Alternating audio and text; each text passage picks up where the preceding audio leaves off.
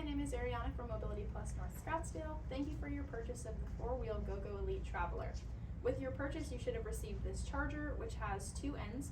And on one end of the charger, we have a 3-pronged plug that will plug directly into the scooter. And then on the other end, we have a 3-pronged plug that will plug directly into your wall outlet. And this is just a standard everyday outlet. Let's get started. First, you're going to plug in this end into your scooter. Next, you're going to plug the wall end into the wall. This is just your basic standard outlet. You can also plug it in directly into the battery box if you don't want to bring in your whole scooter.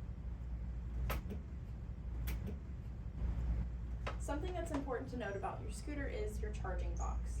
So on the top here we have a red light, and this just basically means that there's power going into the charging box. So we want this to be lit. The bottom light is either going to be red, blinking green, or solid green. If it's red, it means it needs a charge. If it's green, it means it's fully charged and ready to go.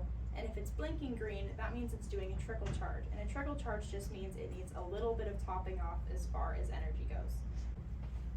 Lastly, it's important to note that you should not leave your scooter charging for more than overnight.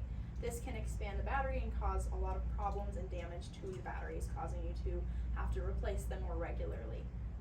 So just make sure that you charge your scooter only overnight, no longer, and unplug it in the morning, and you should be ready to go. We also recommend that you do this just once a week. If you use your scooter more often and it needs a charge, feel free to charge more than once a week. But if you are just letting your scooter sit or you haven't used it in a couple days, remember to charge it at least once a week overnight and no longer. Thanks for watching, and I hope you enjoy your scooter.